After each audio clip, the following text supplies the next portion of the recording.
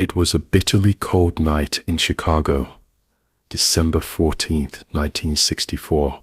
Union Station pulsed with noise, voices echoing beneath the arched ceilings, footsteps clattering against the marble floors. Outside, the wind blew hard enough to rattle the street lamps, but inside, a sense of anticipation lingered. The Midnight Express was preparing for its long journey south, bound for New Orleans. It was a silver streamliner, its steel body gleaming faintly under the yellow platform lights. The train promised warmth, comfort, and the romance of overnight travel. No one on that platform knew it would never arrive at its destination. The crowd boarding the train was an assortment of America itself, ordinary faces carrying extraordinary secrets. Among them was Michael Turner, a 33-year-old businessman with slicked back hair, wearing a dark overcoat and a fedora. His leather briefcase never left his grip. He was exhausted from weeks of travel, his mind racing with numbers, deals, and contracts. Tonight he only wanted to sleep, but the strange pull of the train's name, the Midnight Express, stirred a childlike sense of curiosity in him. Nearby, Sarah Whitman clutched her worn suitcase, nervous but determined. She was 26, a school teacher from Ohio, who had saved for 3 years to afford this trip. It was her first time leaving the Midwest, her first time boarding a train of such grandeur. She pushed her glasses up the bridge of her nose and whispered to herself, "New Orleans, here I come." She had no idea she was stepping into history, the kind of story whispered for generations. On another part of the platform, James and Catherine Doyle drew attention simply by existing. Newlyweds, barely a week into marriage, they carried themselves with the easy glow of people who thought nothing could touch them. Catherine's white gloves gleamed in the lamplight, her laughter rising above the clamor, as James teased her about her overpacked luggage. He was tall, broad-shouldered, with an easy grin that made strangers trust him. They didn't know yet that love wasn't armor against fate.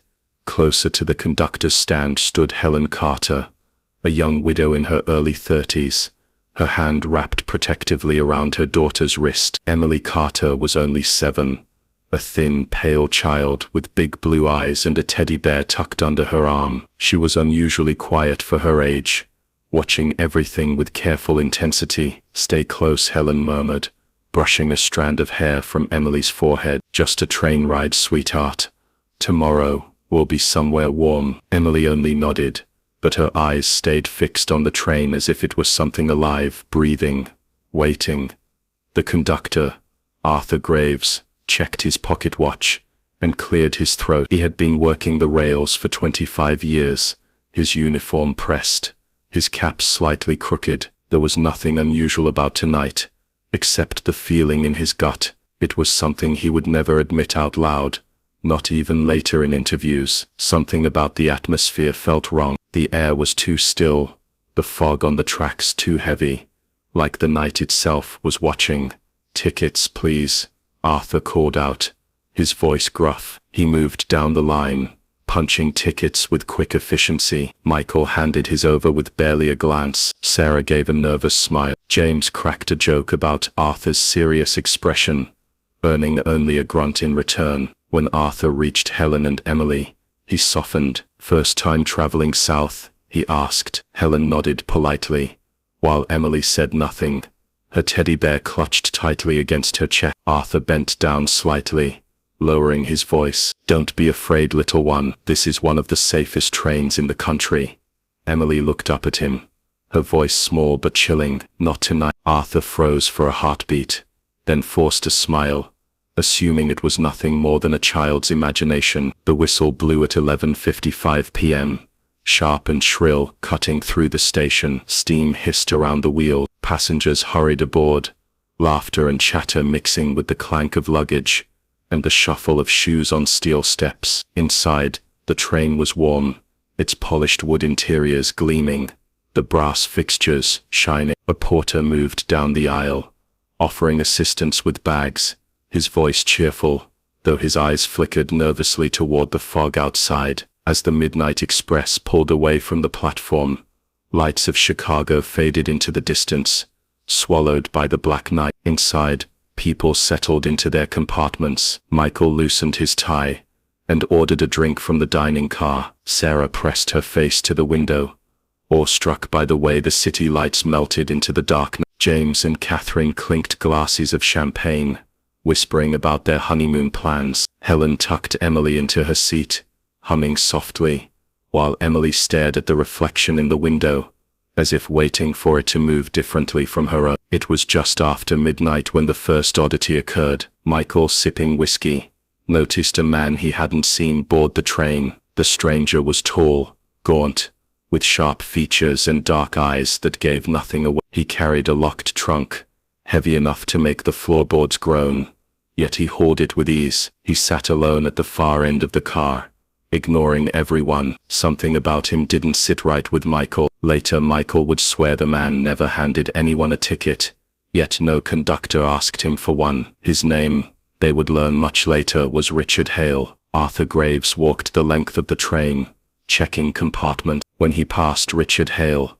his hand twitched toward the ticket punch, then faltered. Richard's stare was unblinking, cold. Arthur moved on without a word, an action he would regret for the rest of his life. Around 12:10 a.m., Sarah left her seat and wandered into the lounge car. She wanted to stretch her legs, to calm her nerves. Only a few passengers were awake, sipping coffee or chatting quietly. She sat near the window, tapping her foot to the rhythm of the train. Then she noticed something odd. The reflection of the car in the glass didn't match. The passengers behind her weren't moving their mouths, yet she could still hear the sound of conversation. She blinked hard, rubbed her eyes, and the image snapped back to normal. Shaken, she decided she must be overtired. Emily Carter stirred in her sleep, whispering something Helen couldn't make out. "What is it, sweetheart?" Helen asked gently. Emily's eyelids fluttered open, her voice barely audible. "He's walking through the train," she said. Helen stiffened. "Who?" Emily pointed toward the corridor, but when Helen looked, it was empty. "Go back to sleep, darling," Helen whispered, though her heart raced. Children had wild imaginations, she told herself. That was all. At exactly 12:17 a.m., the train lurched. The lights flickered. The wheels screeched against the rails. Michael spilled his drink. Sarah clutched the edge of her seat. James laughed nervously, brushing it off as a bump in the track. But the noise didn't stop.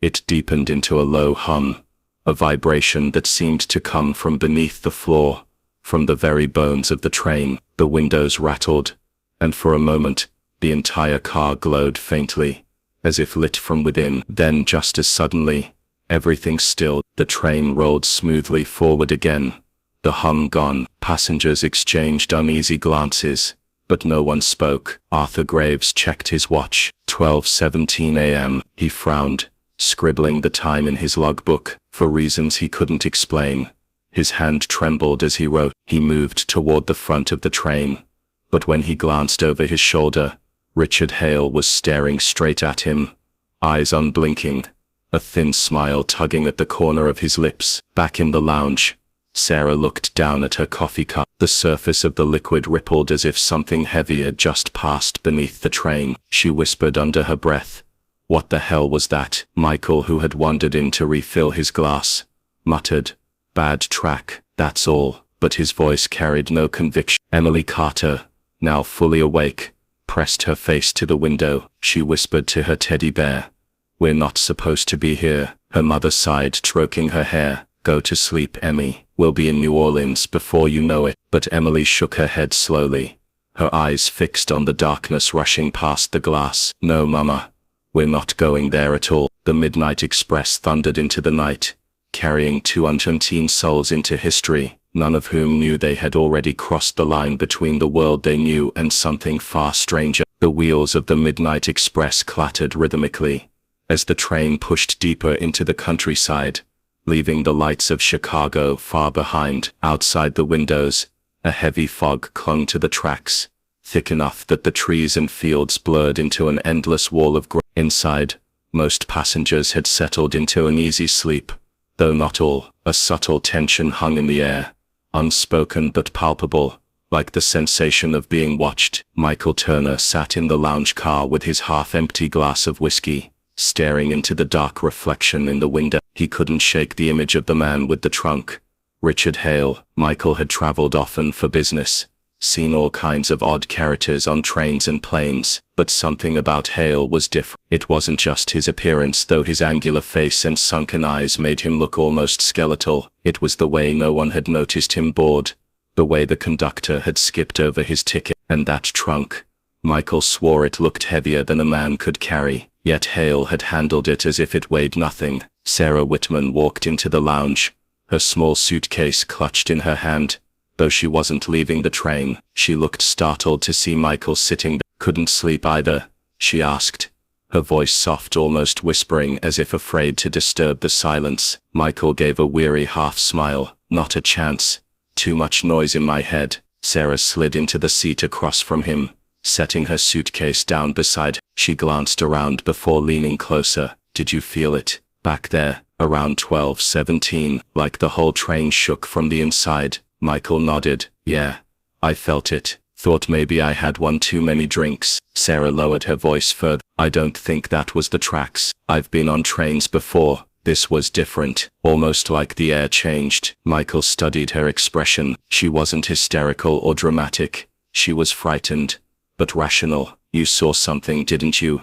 He pressed. Sarah hesitated, then nodded. It was probably nothing, just my imagination. But when I looked out the window, the reflection didn't match. It was like the people behind me weren't moving, even though I could hear them talking. And then it snapped back. Michael frowned deep. That's not your imagination. Before Sarah could respond, the door at the far end of the car slid open. With a metallic groan, Richard Hale stepped through, his trunk dragging slightly on the floor. Both Michael and Sarah fell silent, watching as he walked past without so much as a glance. He moved down the aisle and disappeared into a private compartment. The door clicked shut behind him. Michael let out a slow breath. That's the guy I was talking about. Something's off with him. Michael leaned back, running a hand over his jaw. That's exactly what I'd like to know. In the passenger car, Helen Carter stirred awake as the train lurched again, though only slightly this time. Emily sat wide-eyed beside her,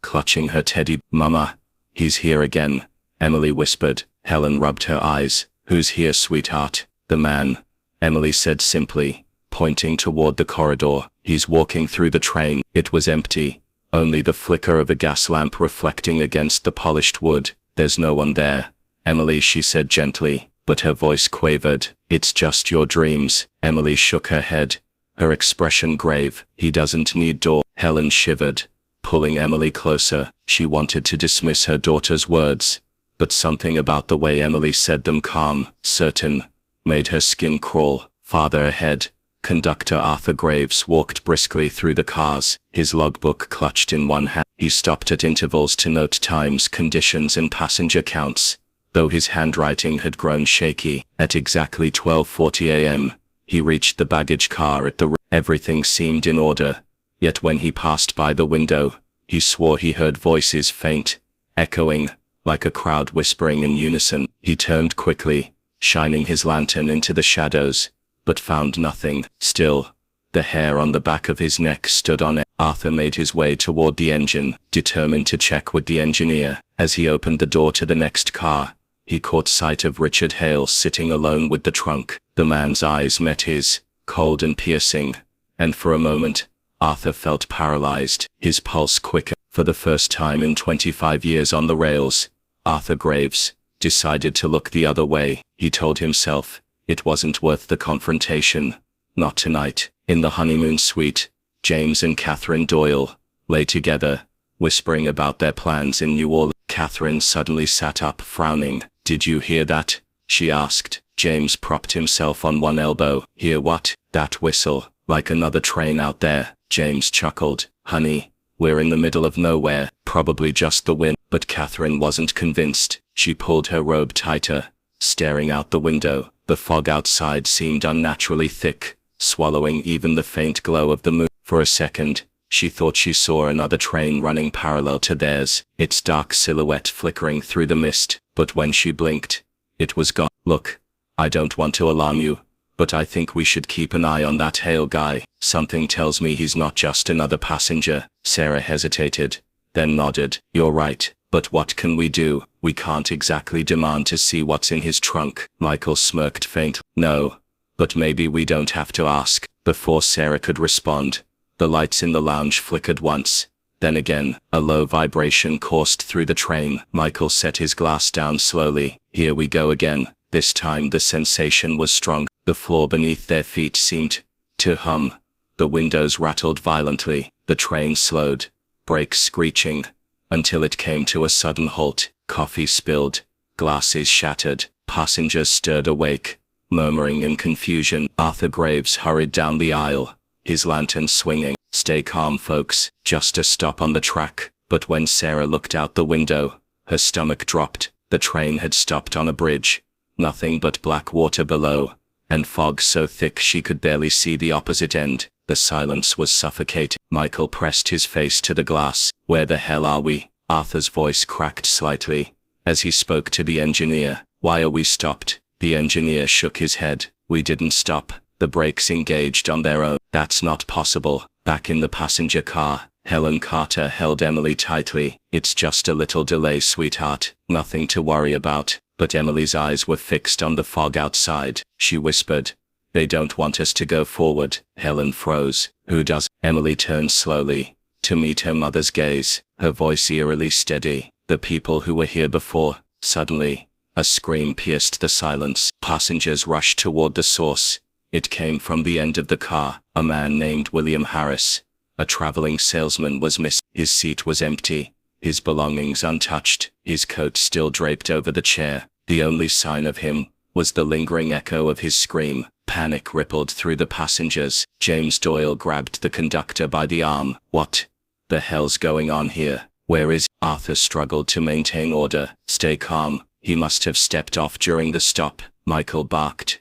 "On a bridge, in the middle of the night? That doesn't make sense, and you know it." The train lurched again, the whistle blowing, though no one had touched. Slowly, almost reluctantly, the Midnight Express began moving forward once more, swallowed by fog. But the atmosphere had changed. Fear hung over the passengers now, thick as the mist outside. In her seat, Sarah whispered to herself, "We should have never gotten on this train." And Emily Carter, small and pale, clutched her teddy bear tighter, and said, "We're not going to New Orleans, we're going somewhere else." The Midnight Express thundered on, its passengers unaware that their journey had already left the map of the known world, and that the true horror was only beginning. The Midnight Express rolled forward again, its wheels clanging against the rails, with a sound that seemed too loud for the silence pressing in from all sides. The fog outside hadn't lifted. It clung stubbornly to the windows, thick and almost luminous, like a curtain of smoke that never ended. Passengers sat tense, whispering, glancing at one another with suspicion and fear. The disappearance of William Harris had broken whatever fragile sense of safety remained. Now the train was a cage, and the night outside felt like a predator waiting to strike. Michael Turner couldn't shake the unease knotting his stomach. He moved through the cars with a deliberate stride, ignoring the wary looks of strangers. He was a businessman, not a hero, but he'd built a career on recognizing when something was wrong, when numbers didn't add up, when a deal hid danger in its fine print, and nothing about this train added up. He found Sarah Whitman sitting stiffly in her seat, clutching her small suitcase against her chest, like a shield. "You saw him, right?" Michael asked, without preamble. Sarah blinked. "Who?" "Richard Hale, the guy with the trunk. You saw him near the baggage car." Sarah hesitated, then nodded. "Yes, and I saw something else when the lights flickered before we stopped. I swear I saw faces in the window, dozens of them. Not reflections, faces staring in at me from the fog." Michael crouched down beside her. "If we're seeing things, they're not hallucinations. It's this train. Something's happening here, something planned. Hale's in the middle of it." Sarah whispered. "Planned? You think this was intentional?" Michael's eyes narrowed. "I don't know. But I've seen government contracts in my line of work, projects that were never supposed to exist, accidents that never made the papers. What if this train was never supposed to reach New Orleans? Before Sarah could respond, a sudden shout cut through the air. Passengers rushed into the aisle as James Doyle stormed forward, dragging the conductor by his sleeve. Catherine trailed behind him, pale and trembling. "This man is lying to us," James roared. "You said Harris must have stepped off the train. That's impossible, and you know it." Arthur Graves, red-faced and sweating, snapped back. "I don't know what happened. Do you think I wanted this? I've been running these rails for 25 years, and I've never seen anything like tonight." James shoved him against the wall, his voice low and deadly. "You tell me what's going on, or I swear I'll find out myself." Catherine tugged at her husband's arm. "James, please, stop." Arthur raised his hands defensively. "Listen to me. I felt it too. The way the train stopped, the way it started again. That wasn't normal. It wasn't the tracks. It was something else." His voice faltered. "Something pulling us." The passengers erupted into murmurs of panic. A mother clutched her crying child. An elderly man crossed himself. Sarah's heart pounded as she glanced toward Michael, who gave a grim nod. Suddenly the train lurched again, harder this time, nearly throwing people off their feet. The lights flickered wildly, plunging the car into darkness, before buzzing back on, and when they did, Sarah's blood ran cold. The world outside had changed. No longer fog, no longer water beneath the bridge. Now the train cut through a barren, endless landscape of cracked earth, like a desert drained of life. The moon hung enormous and blood-red in the sky, casting everything in a sickly glow. Passengers gasped. Some cried out. Catherine Doyle collapsed against her husband, trembling violently. "This isn't real," Arthur muttered, his face pale. "It can't be." But it was. The Midnight Express sped across tracks that looked ancient, rusted, yet somehow intact. There was no sound, but the wheels and the faint hum beneath the floor, a vibration that seemed alive. Michael pushed his way to the window, pressing his hands against the glass. "We're not in Illinois anymore," he muttered. "Hell, I don't even know if we're still in America." Emily Carter, sitting quietly in her seat, whispered, "We're not supposed to see this." Helen Carter turned to her daughter, panic in her eyes. "Emily, please stop. You're scaring me." Emily looked up at her mother, calm as stone. "They brought us here. We don't belong." Helen's breath caught in her throat. She didn't understand how her daughter knew these things, but something inside told her not to dismiss it. Michael caught Arthur's arm. "You've worked this line for years. Tell me, have you ever heard of anything like this? Any accidents? Any rumor?" Arthur's hands shook as he pulled a small worn notebook from his pocket. "I wasn't going to say anything," he muttered, "but you need to see this." He flipped through pages filled with neat handwriting, notes from years of service. He stopped at one, the ink darker, fresher. This was from a conductor who worked this route back in '52. He disappeared after writing it. All they found was this entry. Sarah leaned over to read. In shaky letters, it said, "They didn't want us to reach New Orleans. The train was never supposed to arrive. Watch for the man with the trunk." The words sank into her chest like lead. "The man with the trunk," she whispered. Michael's eyes darkened. Richard Hale. As if summoned by his name, the door at the far end of the car creaked open. Hale stood there, motionless, his expression unreadable. He looked at the passengers, at Arthur, at Michael, and then at Emily. For a fleeting second, his lips curled into something like a smile. Then he turned and walked back into the corridor, dragging his trunk behind him. The sound of it scraping against the floor was like nails on a coffin. James Doyle snapped. "That's it. I'm not sitting here waiting for whatever game this is. We're finding out what's in that trunk." Arthur grabbed his arm. You don't understand what you're dealing with." James shook him off, his jaw tight. "The hell I don't. My wife is terrified. People are vanishing, and we're all being dragged to God knows where. If that bastard has the answers, I'll get them. He stormed toward the corridor, Catherine calling after him desperately. Michael swore under his breath and followed. Sarah hesitated before hurrying after them, her suitcase bumping against her legs.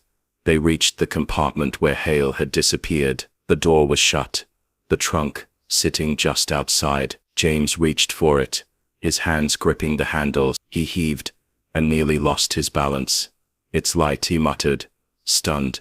"It looks heavy, but it weighs nothing." Michael crouched beside him, running his hands over the trunk. No locks, no seams, no hinges, just smooth black metal that seemed to pulse faintly with heat. He pulled his hand back quickly. This isn't right. Suddenly the door flew open. Richard Hale stood there, eyes burning with fury. "Step away," he hissed, his voice low but powerful, vibrating through the walls. James straightened, defiantly. "What the hell is going on? What's in this thing?" Hale's gaze shifted past him, landing on Emily Carter, who had followed silently down the corridor, her small teddy bear in hand. His expression softened for a moment, almost reverent. Then he looked back at James. "It's not for you," he said coldly. Before anyone could move, the train screamed into another violent lurch. The lights went black. People shouted, stumbling, crashing into walls. The trunk tipped over, hitting the floor with a metallic clang, and when the lights flickered back on, the trunk was gone. Richard Hale, too, had vanished.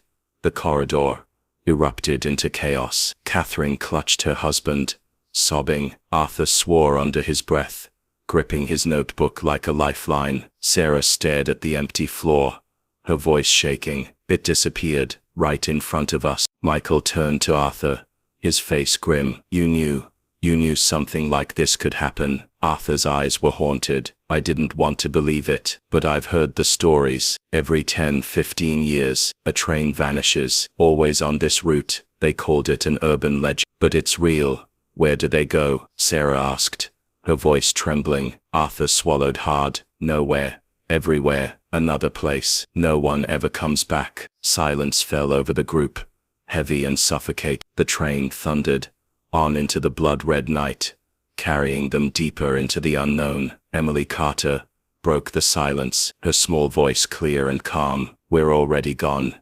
Her words sent a chill through every soul on board, because deep down, they all knew she was right. Michael Turner pressed his palm against the cold glass of the train window, staring into the shifting fog that swallowed everything outside. His reflection looked pale and worn, his eyes wide with disbelief at what had just happened. The train had stopped on a bridge that none of them recognized, in a landscape that didn't match the route to New Orleans. The conductor had sworn they were still on schedule, but Michael's instincts screamed otherwise. Sarah Whitman sat opposite him, her fingers clenching and unclenching on the notebook she had been scribbling in. She was trying to make sense of the timeline, where they had left when the fog appeared, and how a man had simply vanished from his seat without anyone noticing, until it was too late. "You saw the conductor," Sarah whispered, leaning in. "He's hiding something. Every time someone asks questions,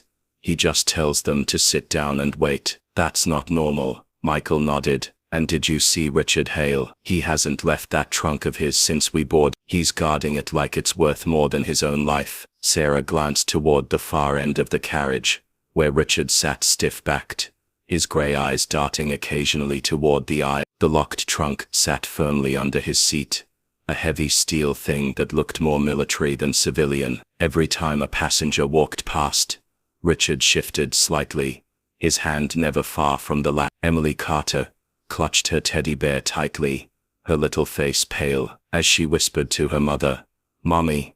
The voices are louder now. Helen Carter hushed her, stroking her hair, but Michael caught the way Helen's eyes widened at her daughter's words. "What voices?" Sarah asked softly, crouching near Emily. "The ones outside," Emily said matter-of-factly, her tiny voice carrying a chill. "They keep saying don't look ahead, don't go forward." Michael's skin crawled. He exchanged a glance with Sarah, and she gave a tiny shake of her head, as if to warn him not to press further. Helen gathered Emily closer, glaring at them both, as though protecting her daughter from their curiosity. Hours blurred together. The train had started moving again, but something was wrong, terribly wrong. The landscape outside was far. Rolling hills appeared where flat plains should have been.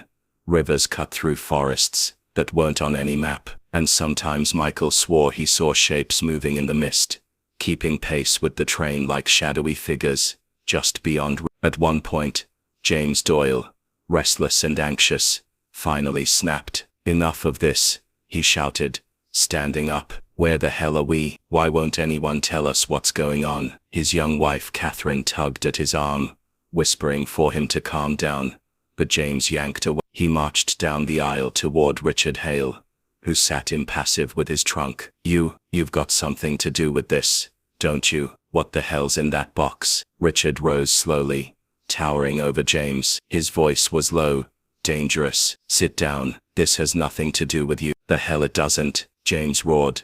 "People are missing. We're lost. And you're sitting there guarding that thing like it's the key to all of it. Open it, now." Passengers leaned forward, breathless, eyes darting between the two. Michael felt his muscles tense, ready to step in if it turned violent. Richard's eyes narrowed. "You don't want to see what's in here." But James lunged for the trunk. The moment his fingers brushed the latch, Richard shoved him back hard. James crashed against the seats, knocking over Catherine, who cried out in shock. Michael rushed forward, grabbing James before he could strike back. "Stop it," Michael shouted. "Both of you. Fighting isn't going to get us out of this." But James wasn't. "Then open the damn trunk, Turner. If you won't do it, I will." Sarah stood too, her voice shaking but firm. "He's right. We deserve to know what's inside. If it can explain what's happening to this train, then we need to see." Richard stared at them all, the silence stretching unbearably. Finally, he crouched down, pulled a small key from his pocket, and inserted it into the heavy lock. The trunk creaked open, and a collective gasp rippled through the carriage. Inside were stacks of documents stamped with U.S. government property, maps covered in red lines and circles, photographs of the train itself, and files labeled Project Vanish. Nestled among the papers were strange metal devices, small boxes with wires and dials that pulsed faintly with blue light, like they were alive. "What the hell is this?" Michael muttered, lifting one of the files. He opened it to see diagrams of the Midnight Express, its engine modified with machinery that didn't belong. Notes scribbled in the margins spoke of spatial displacement, phase testing, and controlled temporal field. Sarah's face drained of color. This isn't just a train, it's an experiment." Richard snapped the trunk shut again, his voice sharp. "You've seen enough. This wasn't supposed to happen like this. The government promised the tests were safe, but something's gone wrong. The train wasn't supposed to leave the controlled corridor." Michael's blood ran cold. "You mean to tell me this entire trip was a setup, that we're lab rats in some experiment?" Richard didn't answer, but his silence was confirmation enough. James lunged at him again, fists clenched, but Michael and another passenger restrained him. Catherine clung to her husband's arm, sobbing. "Please stop, James." A tremor shook the train, nearly knocking everyone off their feet. Lights flickered, and outside the windows the mist thickened into an impenetrable wall. For a brief moment, Michael swore he saw lights in the fog, rows of glowing orbs, hovering like eyes watching. The passengers screamed. Someone at the far end of the carriage yelled that another person had disappeared. Panic erupted, people shoving and shouting, desperate for answers. Amid the chaos, Sarah pulled Michael aside. "Did you see the diagrams? The notes about the engine? They've altered the train itself. It's not running on coal or electricity anymore. It's running on something else, something unstable. That's why the landscape keeps changing. We're not where we're supposed to be. We're not even sure we're in the same time." Michael's stomach twisted. "Then where the hell are we?" Before Sarah could answer, the train lurched violently, throwing passengers against the walls. Sparks rained from the ceiling lights. The conductor's voice crackled over the intercom, strained and panicked for the first time. "Stay in your seat. Do not attempt to disembark. We are experiencing an emergency. Remain calm." But no one was calm anymore. Helen Carter clutched Emily, whispering frantic prayers. James shouted curses at Richard. Catherine wept uncontrollably. Michael grabbed the documents from the trunk before Richard could stop him. Tucking them under his arm, he flipped through page after page. As the train roared forward into the unknown, the words leapt out at him like knives. Temporal corridor. Unstable. High casualty probability. Non-disclosure imperative. Michael looked up at Sarah. Horror etched across his face. They knew this could happen. They knew.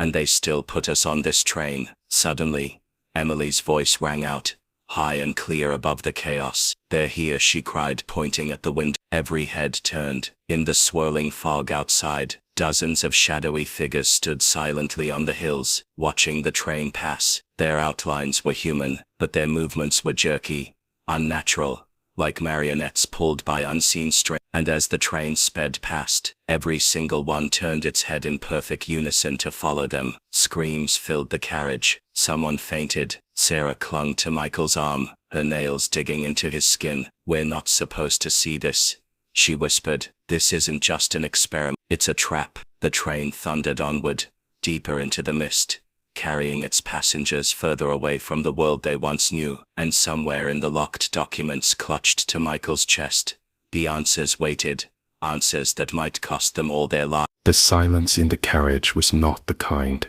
that brought peace. It was the silence that followed, after screams, after chaos, when everyone was too frightened to even breathe too loudly, terrified that sound itself might invite whatever horror lurked beyond the walls of the train. Catherine sat rigid in her seat, her hand locked around James's wrist, so tightly that her nails had dug crescent moons into his skin. She didn't notice, and he didn't complain. Both of them were staring at the far end of the carriage, where the baggage door remained closed. Behind that door was the covered body they had found, or rather the mutilated remains that had once been a person. Helen rocked Emily slowly against her chest, whispering in soft, shaky tones, trying to soothe her, but Emily's wide eyes betrayed no calm. The child clutched her bear so tightly that its seams strained. Sarah sat with her arms crossed, her jaw clenched, staring daggers at Richard Hale, who sat across from her, unnervingly calm. His hands were folded neatly in his lap, his posture too precise, his expression too controlled for a man trapped in a nightmare. Michael leaned against the wall near the door, his body coiled with tension, like a spring ready to snap. Arthur Graves, sitting a little apart, looked at Richard as if recognizing something in him that unsettled him deeply. It was Sarah who finally broke the suffocating silence. "You knew," she said, her voice steady though her hands trembled slightly. "From the very beginning, you knew this wasn't an ordinary train. You knew what we were walking into." Richard's eyes flicked to her, sharp and cold. "Careful with your accusations." "Accusations?" Sarah barked a bitter laugh. "People are dying." "No. Vanishing. We found what was left of one in the baggage car. And 3 more passengers didn't just die. They disappeared. Their seats are empty. Their belongings gone, like they were never here. And through all of it, you sit there calm, collected, not surprised at all. That's not the behavior of a man caught off guard. That's the behavior of someone who already knew." The others looked at Richard, waiting, their fear slowly shaping itself into anger. Catherine whispered something to James, her eyes never leaving Richard's face. Arthur leaned forward, his voice gravelly. "She's right. You're no ordinary passenger. You've been watching us, watching this train, like a man who knows the rules of a game while the rest of us are fumbling in the dark." For the first time, Richard allowed a small smile. It wasn't warm. It was cruel, ironic, as though he found amusement in their rage. "And what good would it do if I had told you from the start?" he asked quietly. "Would you have believed me? Would you have stepped off before the train departed? Or would you have thought me mad?" Tell us now, Michael growled, taking a step forward. Enough riddles. Tell us what's happening. Richard sighed, shifting his gaze to the window where the landscape beyond had begun to warp again. The fog had thinned just enough to reveal that they were no longer moving through anything resembling Illinois countryside. The ground outside was cracked and barren. A desert without sand, just endless fissures stretching under a blood-red sky. Far in the distance, something moved. Shadows too large, too distorted. Shapes that seemed alive yet without recognizable form. Catherine gasped and clutched James's arm tighter. Richard spoke without looking at them. The Midnight Express is not just a train. It is an experiment, a government project under a codename you don't need to know. What matters is its purpose, to test the boundaries of displacement. The theory is that by harnessing certain energy fields, a train can slip the bonds of one reality and enter another time, space, dimension. They all become fluid when subjected to the right conditions. This journey you thought would take you to New Orleans was never meant to arrive there. It was designed to vanish, to step outside the world you know.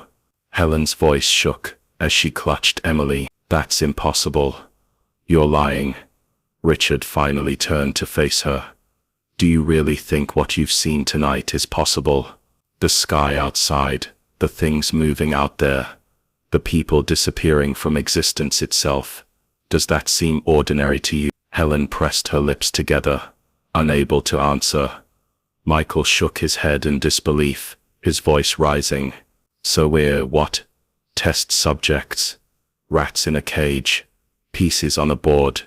Richard corrected softly. Each of you chosen because you were ordinary, because your disappearance would cause the least disruption. Families who could be convinced you took another route. Workers no one would miss. Strangers with no strong ties, disposable life. Catherine began to sob, covering her mouth, while James pulled her against him, his own face pale. Arthur's eyes burned as he stared at Richard. And what about you? You don't fit that description. You weren't chosen. You were planted. Richard did not deny it. I was sent here to monitor the experiment, to make sure the train made it through the corridor. Sarah lunged forward, pointing at him, her voice sharp with fury. So it's true you're one of them. You're part of this. I was, Richard said evenly, but I didn't expect it to collapse so quickly. The corridor isn't stable. It's unraveling. That's why people are disappearing. The displacement is stripping them out of existence. Michael moved closer, his fists clenched. Then stop it. Stop the train. Richard shook his head. It doesn't answer to us anymore. The engine is automated, controlled remotely. Or at least it was. Now it's locked into its path. We're not steering it. We're just passengers along for the ride. The group erupted. Catherine sobbing harder. Helen muttering prayers under her breath. Sarah cursing him. Michael threatening violence. Arthur rose to his feet, towering over Richard, his hands shaking with rage. You brought us into this hell. If you can't stop it, then tell us how to survive it. Or I'll kill you myself. Richard didn't flinch. If you kill me, you'll never know what to do when the real trial begins. The train jolted violently, throwing them all to the floor. The lights flickered, then went out completely, leaving only the faint glow of the crimson sky outside to cast the carriage in eerie half-light. Emily screamed, clinging to her mother, while Michael cursed and scrambled to his feet. From the baggage car came a sound, a dragging, scraping noise as though something heavy was moving along the floor. Catherine clamped her hands over her ears and shook her head violently, whispering, "No, no, no." James tried to pull her up, but she resisted, frozen with terror. Michael shoved open the door and peered through. The sheet covering the mutilated body was gone.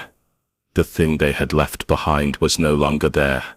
Jesus Christ, Michael breathed, slamming the door shut again. It's gone. Helen whimpered, holding Emily tighter. What does that mean? What does that mean? Richard's voice was low and grim, It means the displacement isn't just erasing, it's feeding. Something on the other side is finding its way in.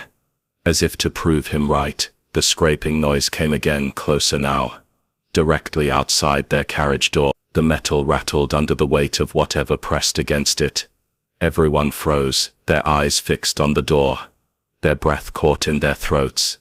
Then just as suddenly, the sound stopped. Silence fell again. But outside the windows the shadows had drawn nearer. The shapes that moved under the red sky pressed closer, their outlines shifting, rippling, as though they were made of smoke and bone. One of them brushed against the glass, and the pane quivered as though it might shatter. Emily cried into Helen's shoulder, her sobs muffled, her little hands clutching desperately at her mother's blouse. Arthur turned back to Richard, his face a mask of desperation and fury. "If there's a way out of this, you'd better tell us now." Richard looked at him, then at the others, his expression unreadable. "There might be, but it won't save all of us. Choices will have to be made." Sarah stepped forward, her eyes hard.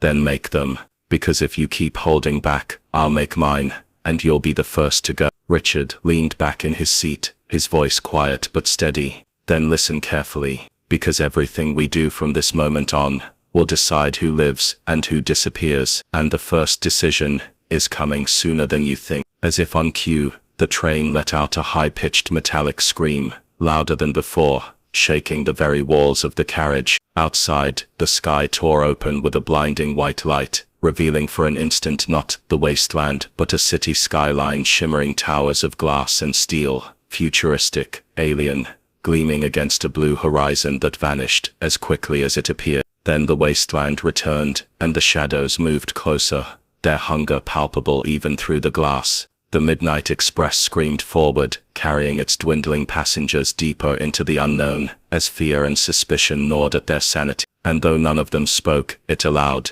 every soul on that train understood the truth. Not all of them would make it to the end. The storm outside howled with unrelenting force, rain streaking across the windows in chaotic patterns, as though the heavens themselves were clawing at the Midnight Express. Inside the train, fear had become a living thing. People whispered in frantic tones, others sobbed quietly into their hands, while some sat completely motionless, as if surrendering to whatever nightmare had gripped them.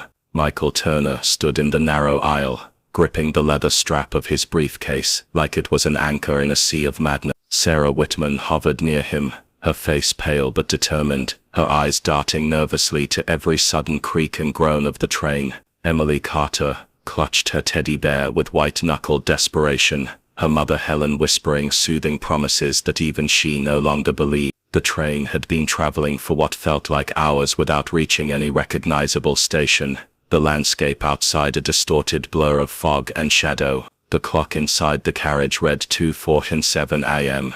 Yet time felt strange, stretched and twisted as though the night itself refused to end. James Doyle had grown restless, pacing like a caged animal. Catherine sat in her seat, trembling, unwilling to meet her husband's eyes. Their arguments had turned sharp, accusatory, each blaming the other for convincing them to board this cursed journey. But it wasn't only personal tension. The collective strain was evident in every soul aboard. Conductor Arthur Graves, his weathered face lined with fear, finally broke the silence by pulling out a worn leather journal. "You want to know the truth?" he rasped, his voice low but steady. "This isn't the first time." His words pulled every eye in the carriage to him. He sat heavily on a bench, flipping through pages, yellowed with age. Back in '46, another government experiment involved a train much like this one. They called it Project Vanish. It was designed to test the limits of time and space, to see if matter could be shifted through dimensions. That train never made it to its destination either. Some say it appeared days later in the desert, empty. Others claim it reappeared on the tracks in New Jersey for less than an hour, before vanishing again. His words sent ripples of disbelief through the group. Michael narrowed his eyes. "Are you saying we've been pulled into some experiment without our knowledge?" Arthur met his gaze with grim resolve. "Yes, that's exactly what I'm saying. They've done it before, and they're doing it again. We are nothing more than test subjects." Sarah shook her head in shock. "That can't be true. How could they risk so many innocent lives?" Richard Hale, The mysterious man with the locked trunk finally spoke. His deep voice silenced the murmurs instantly. She's right to question it, but believe me, the government would do worse in the name of progress. I wasn't supposed to say anything, but since Graves opened his mouth, yes, I was assigned to monitor this train. I didn't know it would go this far.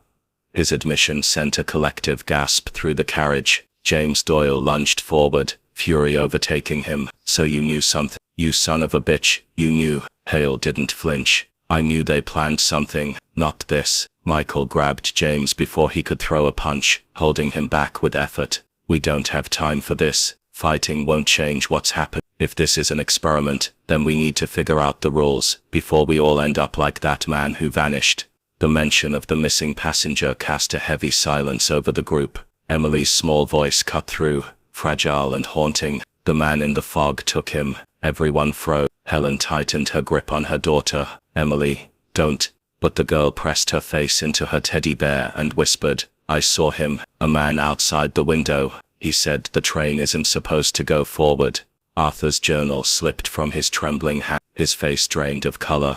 The same warning. It's happening again. Michael crouched, retrieving the fallen book. He flipped to a page covered in scribbled notes. One line was underlined several times in frantic ink. Do not let it cross the river bridge at night. Michael looked up, his pulse racing. What river? Where are we headed?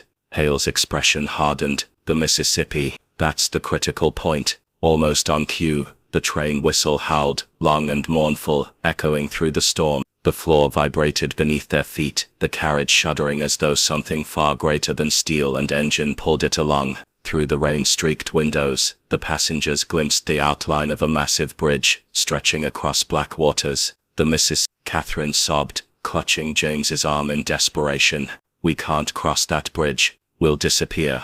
Chaos erupted. Some passengers begged the conductor to stop the train. Others screamed, pounding on the doors. Hale moved to the front of the carriage, his voice commanding, listen, if what Graves wrote is true, we need to act before we reach the center of that bridge. If we don't, none of us will ever come back. Michael's mind raced. How do we stop it? The brakes? Arthur shook his head gravely. The brakes won't respond. Once the experiment engages, the controls are useless. The only way is to sever the power to the engine itself. But that would kill us all, Sarah blurted out, her voice trembling. If the train loses power on a bridge like this, it'll plunge us into the river. Hale's eyes were cold steel.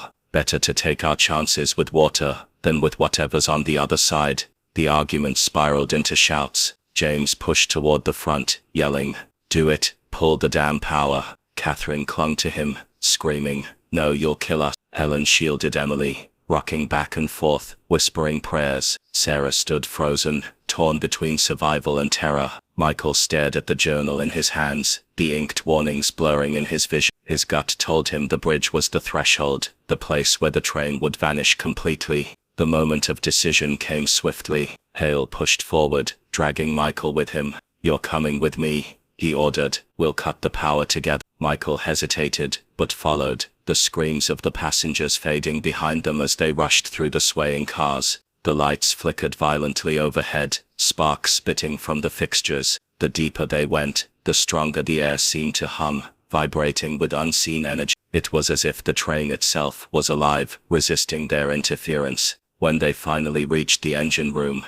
the sight was nothing short of horrifying. The controls were no longer recognizable machinery, but warped, glowing conduits pulsing with blue light. The engineers were gone. No bodies, no trace. Just empty uniforms folded on the floor. Hale swore under his breath. It's worse than I thought. Michael stepped cautiously toward the throbbing console. What the hell is this? Hale gritted his teeth. It's the experiment in motion. The train's no longer just a train. It's become part of whatever machine they built to bend time. Suddenly, the train lurched violently, throwing them against the walls. Michael gripped a metal handle to stay up. Outside the window, the bridge loomed closer, endless fog curling over its steel beams. The sound of rushing water below roared in his ears, though he could barely see the river through the mist. Hale reached into his coat and pulled out a small device, wires, switches, something crude but deadly. EMP, he said simply. It'll fry the power source, shut it all down.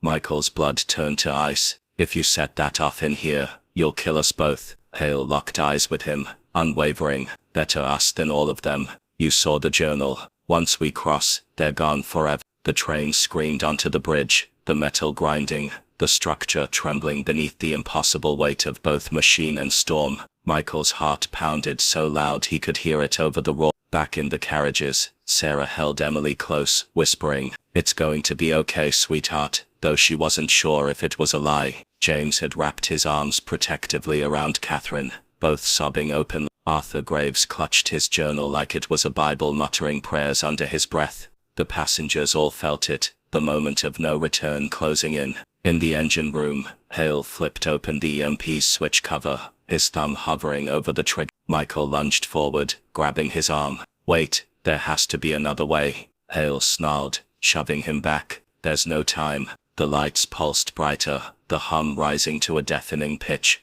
Michael saw something in the glow figures, shadows writhing inside the light itself. He staggered back, horrified. "There are people in there." Hale's face twisted. "They're not people anymore. They're echoes." The train plunged deeper onto the bridge, the fog swallowing everything.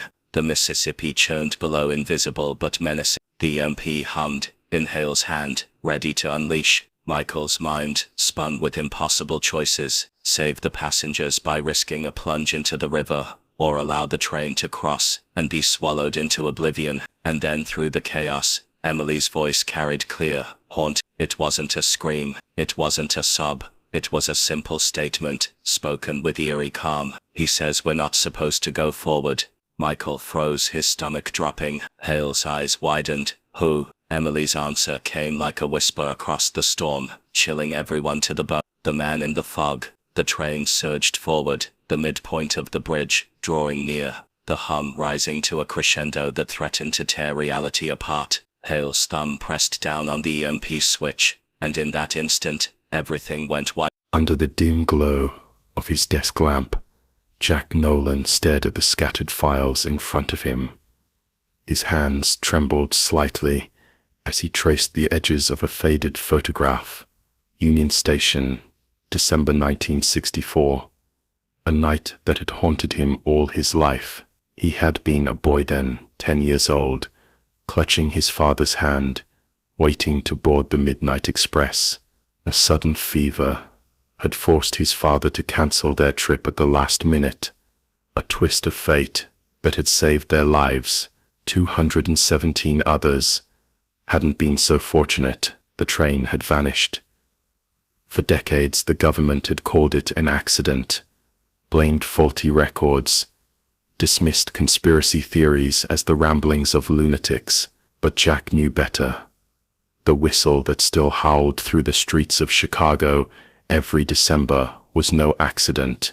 He'd heard it himself, year after year, the sound that never faded with time. It was December 2022 now, and Jack was a retired cop, his face carved with age and grief, his mind still sharper than most men. Half his age, he had devoted his retirement to reopening the unsolved cases that others abandoned. But this one, the Midnight Express, was different. It was personal. He pushed the files aside and reached for the diary. The one written by Arthur Graves, the conductor who had been on board that night. The leather binding was cracked, the ink smudged, but the words were still legible. "We were not supposed to reach New Orleans." The same line repeated several times, as if Graves had written it in desperation, trying to warn whoever found it. Jack read on, his breath shallow. "They told us the train would travel through a passage, not through land, not through time, as we know it, but through something else." A place between. Jack sat back in his chair, heart pounding. A place between the government experiments, the whispers of Project Vanish, the missing passengers. Every piece of the puzzle pointed to one horrifying truth. The train hadn't been destroyed. It hadn't derailed. It was still out there, trapped in some liminal space, locked in an endless loop of the night. It vanished. He rubbed his temples and looked at the clock. Midnight was approaching. He knew where he needed to be. Union Station had changed since 1964. The platforms were modernized. Electronic displays replaced the old mechanical boards, and the air smelled faintly of cleaning chemicals instead of coal and steam. Yet, as Jack walked through the cavernous halls, cane in hand, the echoes of the past clung to the marble walls. He paused at Platform 7, the very place where the Midnight Express had departed. The crowd was thin at this hour, only a handful of travelers waiting for late-night trains. Jack's eyes fixed on the clock. 11:55 p.m. The same minute Graves had written in his diary. He tightened his coat around his shoulders and waited.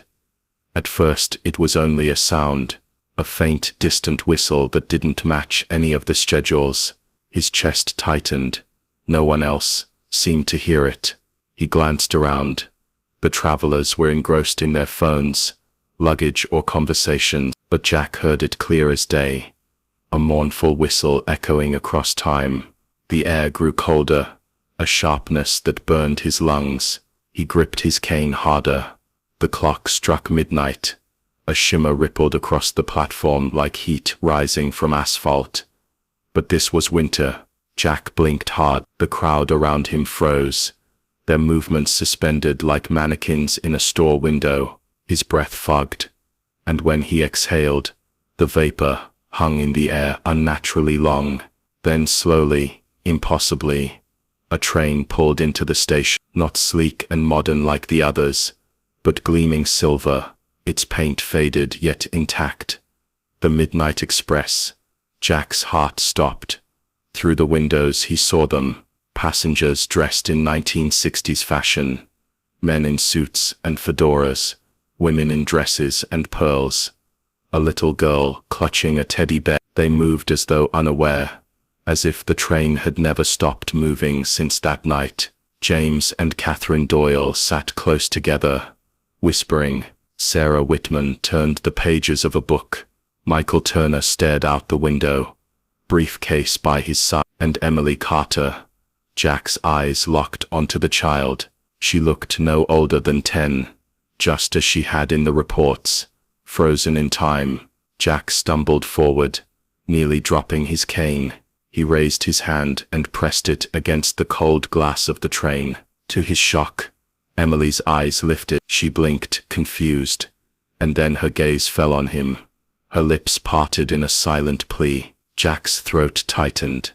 "Emily," he whispered, her small hand pressed against the other side of the window. He could almost feel the warmth, though the glass was icy. Behind her, Helen Carter, her mother, tugged her gently away, as if unaware that anything strange was happening. Jack's pulse raced. Was he imagining this? No, this was real. The door of the train hissed, creaked, and then slowly slid open. A gust of freezing wind spilled out, carrying with it the faint scent of smoke and iron. Jack didn't hesitate. He stepped inside. The noise of the station vanished instantly, replaced by the steady hum of the train. The interior was pristine, untouched by time, yet dimly lit, as if caught between night and dawn. Passengers moved in loops. James and Catherine laughed softly. Sarah turned the same page over and over. Michael tapped his fingers endlessly against his briefcase. They were trapped in repetition, echoes of themselves. Jack's heart pounded in his ears as he moved down the aisle. Emily stood near her mother, staring at him with wide, fearful eyes. "Help us," she whispered, though her lips barely moved. Jack reached for her, but a voice stopped him cold. "You shouldn't be here." He turned sharply. At the end of the car stood Richard Hale, the mysterious man with the locked trunk. His face hadn't aged a day. His eyes glowed faintly. Inhuman. He stepped closer, his voice low and resonant. "This is not your world, Jack Nolan. Leave before it takes you to." Jack's grip on his cane tightened. "What did you do to them?" "They are not dead," Hale replied, expression unreadable. "They are not alive either. The experiment worked. The train passed through, but it could not return. Now it is bound to the moment it vanished." Jack shook his head. You trapped 200 souls for what? A government project? A damn experiment? Hale's gaze hardened. Not trapped. Preserved. You wouldn't understand. Jack took a step closer. Then make me understand. The lights flickered violently. The passengers twitched, their loops stuttering. Sarah dropped her book. Catherine let out a sudden sob. Michael slammed his briefcase shut. Emily screamed, clutching her mother. Hale's eyes burned brighter. The passage is collapsing. Hale's, every year. It grows weaker. Soon the train will be lost completely. Consumed. You have a choice. Leave now and live, or stay, and be part of the loop forever. Jack's chest heaved. He looked at Emily, at her terrified face, pressed against her mother's arm. He thought of his own life, the decades of wandering, the countless nights haunted by that whistle. This was his chance, not to save himself, but to save them. No, Jack said firmly. I'm not leaving them. He lunged forward, grabbing Emily's hand. For a moment, warmth shot through him, breaking the chill. The loop shattered. Passengers blinked, as if waking from a long dream. James gasped. Catherine clutched his arm. Sarah dropped the book entirely. Helen looked at Emily, and then at Jack, confusion dawning in her eyes. Hale roared, the sound unnatural, echoing through the car. The walls of the train bent, twisted, reality itself warping. Jack held Emily tighter. Run, he shouted. But there was nowhere to run. The doors slammed shut. The windows darkened. Hale's figure loomed larger, monstrous, as though the passage was consuming him too. You will not break the cycle, he thundered. Jack closed his eyes, pulled Emily close, and prayed. There was a blinding flash. When Jack opened his eyes, he was on the platform again. The station buzzed with noise, people moving freely. The midnight express was gone, as if it had never been there. His hands trembled, but Emily was gone too. No trace of her, no trace of any of them. He staggered back, gasping. For a moment, he thought it had all been a hallucination. But then he looked down. In his palm was a small, ragged teddy bear, its stitching frayed. Emily's teddy bear. Tears blurred his vision. He sank onto a bench, clutching the toy. The whistle blew one last time, faint and distant. The midnight express was still out there, and now Jack knew. It wasn't gone. It was waiting. And next year, when the clock struck midnight, he would be ready. The midnight express never reached New Orleans. 217 souls boarded that train in 1964, and not one was ever seen again. Families waited for years. Authorities closed the case, and whispers of a government cover-up spread through generations. But even today, on cold winter nights, near the old tracks outside Chicago, some claim to hear the distant whistle of a train that shouldn't exist. A train filled with passengers, forever trapped between time and truth. Was it an accident, an experiment, or something far darker that the world was never meant to understand? The Vanishing Train remains one of America's greatest unsolved mysteries.